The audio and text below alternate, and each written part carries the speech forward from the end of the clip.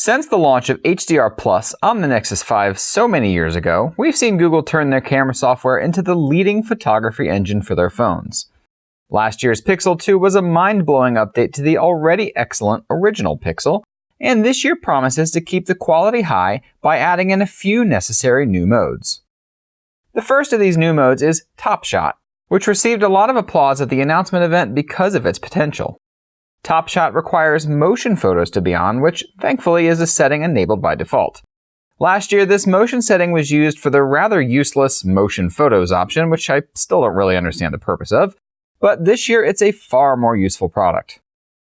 When a photo is taken and motion is detected, you'll get the automatic motion addition to the photo, which can be switched off at will in the gallery.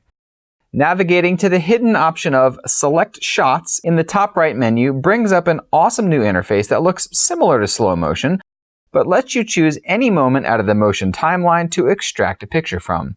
This is an awesome way to make sure the shot is always taken no matter what's happening, as it'll grab around 2 to 3 seconds worth of image data and allow you to choose from anywhere in this timeline.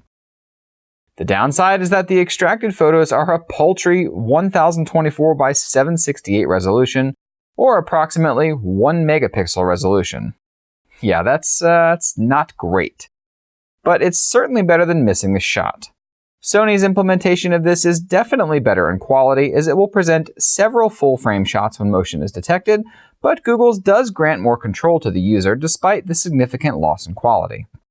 On the bright side though, these are all that same HDR Plus processing as the main shots, so while resolution isn't particularly great, dynamic range should be.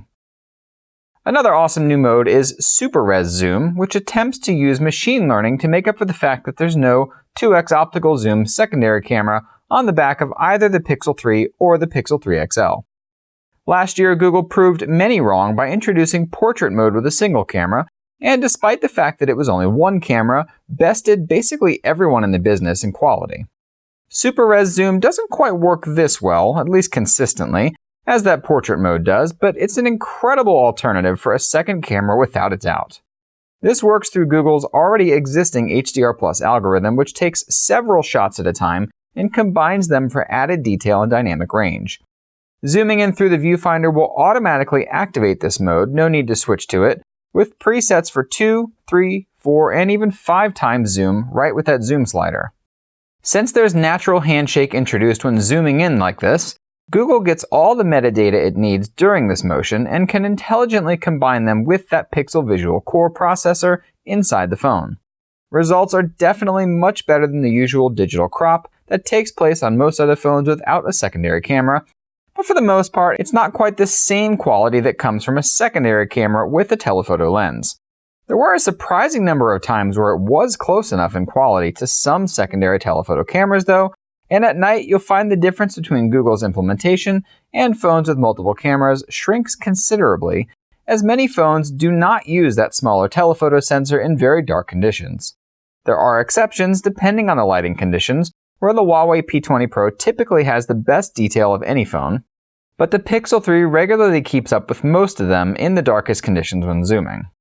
You won't find quite the same quality difference while recording video, but the overall dynamic range, stabilization, and general image quality in video mode are fair trade-offs in most cases.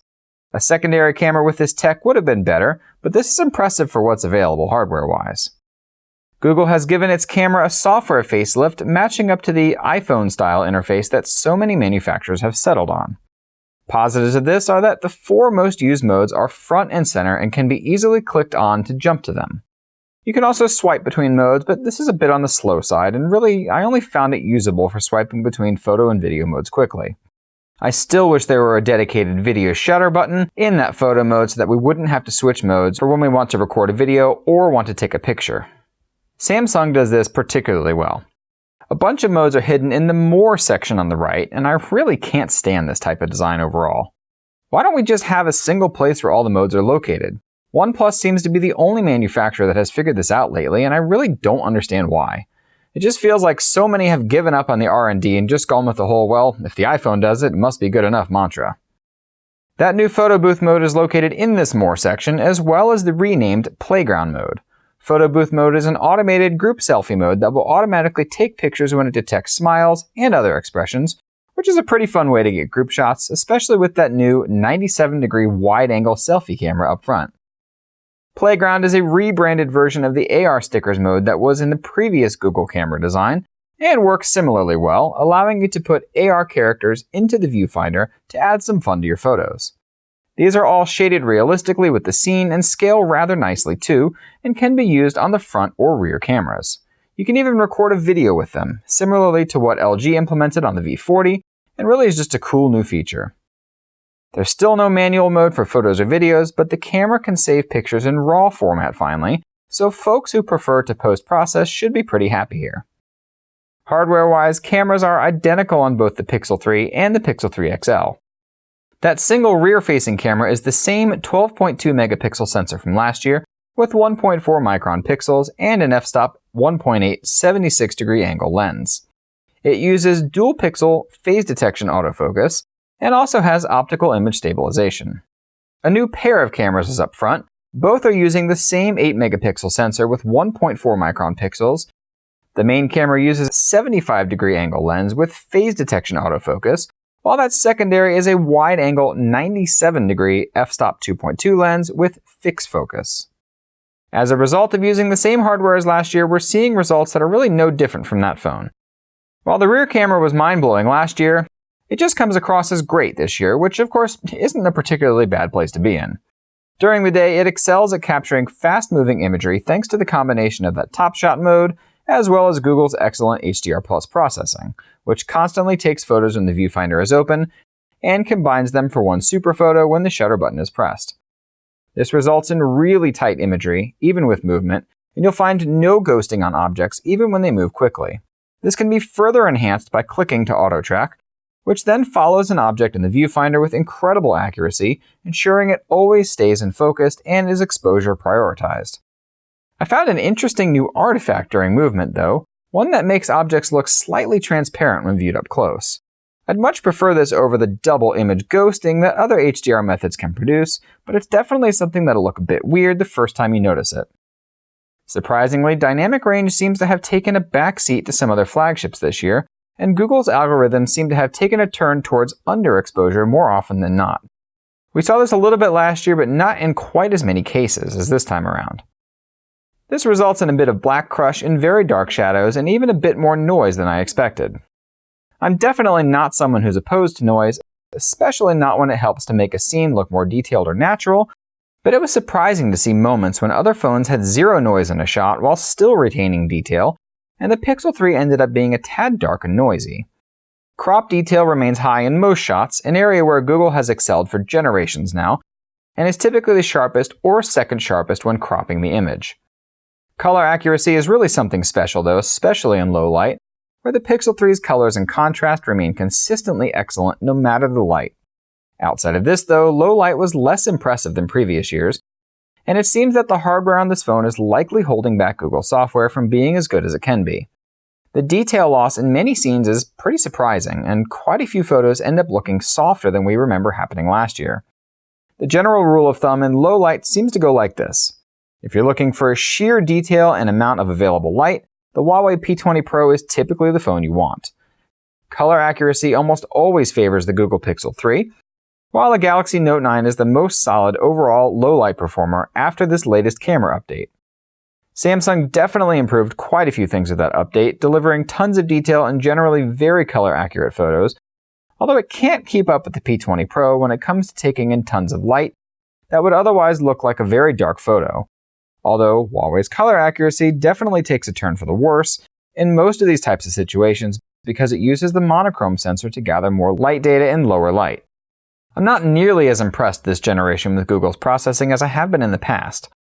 While it's still excellent and is arguably the best when it comes to delivering solid performance when movement is happening, it seems to have taken a step back in dynamic range and surprisingly in low light performance as well.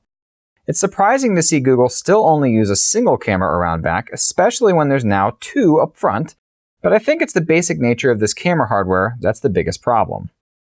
We've got phones using dual aperture, other phones using much lower aperture ratings on their lenses, and even plenty of OEMs using multiple cameras to stitch together a composite image as well. Google does this in software, but it has its limits. What's important to note though, especially in low light photos, is that night shot mode is not currently available, and judging on Google's sample photos could completely change the game once it's available. This mode is also coming to the Pixel 1 and 2 though, so owners of those phones should see a significant uptake in their low light shots when that lands. Video recording is definitely fantastic and ranks among the best on the market overall. Video stabilization is done in a very similar, if not identical way to the OnePlus 6. You'll notice the Pixel 3 looks slightly more zoomed in than the other phones, and that's because the video is slightly cropped to give the software room to move it around when needed to avoid shakiness. The downside to this is that there's the distinct possibility that the video won't be quite as razor sharp as other phones with 4K recording. However, as we saw on the OnePlus 6, its video is so smooth it looks like the camera is sitting on a handheld gimbal instead of being carried around. When comparing daytime recording to the Galaxy Note 9, you'll notice the Pixel's shots tend to slightly underexpose when looking at the sky, while exposure generally favors higher values at any other time, which tends to wash out colors and give the impression of low contrast. Colors are not as saturated as Samsung settings though, which at times looks better, but the overall washed out look in much of this example certainly favors the Note 9.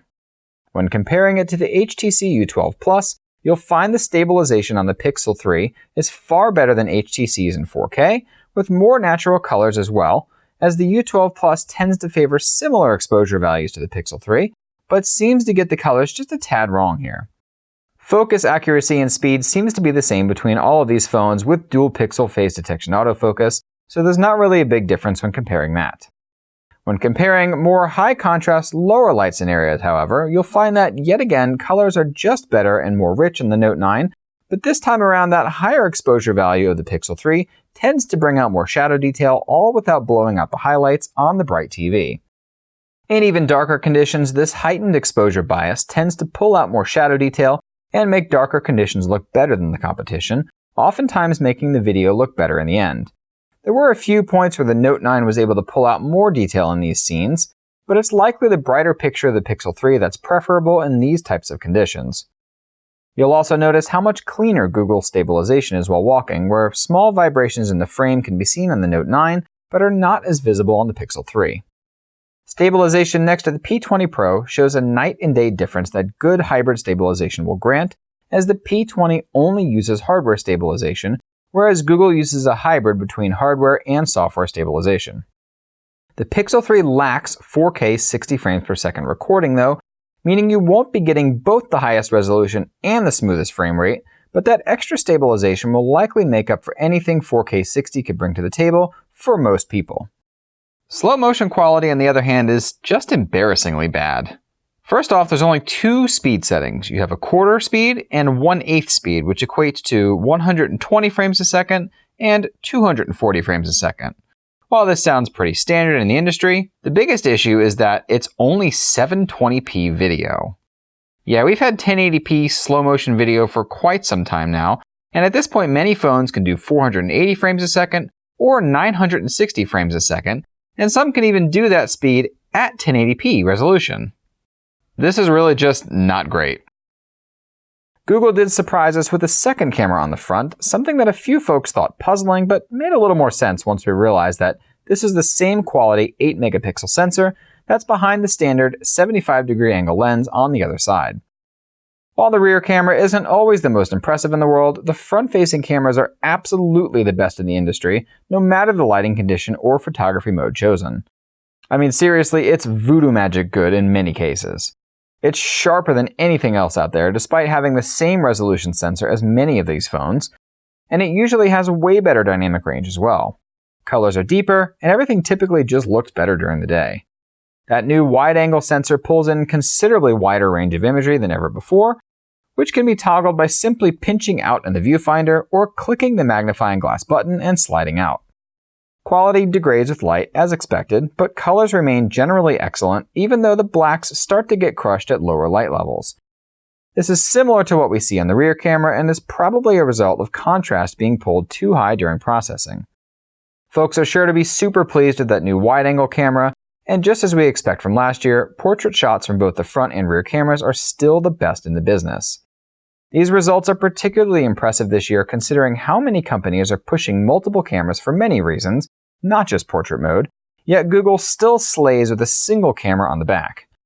Ironically enough, portraits from the rear camera seem to be even better than the front, despite Google having a second camera on the front now, but it's likely all down to the megapixel count, as Google's processing as a whole works on a per pixel basis, and the more pixels you've got to work with, the better likelihood that processing is going to be more accurate. Edge detection isn't the only thing that's better on the rear camera though. That bokeh effect is deeper, giving more blurred backgrounds and just looking particularly stunning in many cases. You can also use portrait mode on the new wide-angle camera, which makes group selfies all that much more dramatic, or if you need to fit in some crazy Halloween costume into the picture. While it's definitely a better front-facing camera than others out there, that doesn't mean edge detection or depth perception is perfect. In fact, you'll find many of these comparison photos show the same exact error spots on every single phone, no matter if they've got one or two cameras to use for portrait mode. Bottom line though, if you take a lot of selfies, or are particularly in love with bokeh-style shots, this is the phone you want.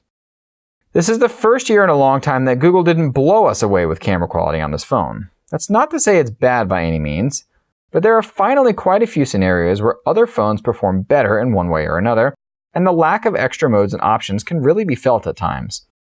As we expect from the Pixel, this is a camera that delivers stellar quality overall, and while Google has finally started beefing up the available modes, it's just not as feature-rich as the competition. It's also not as good at dynamic range as we've seen in the past, it isn't the best at low light, and generally won't deliver the same detail when zooming in on subjects in any light, although you'd be hard-pressed to find more stable video from any phone. And of course, those front-facing cameras in portrait mode are as good as it gets on any phone right now.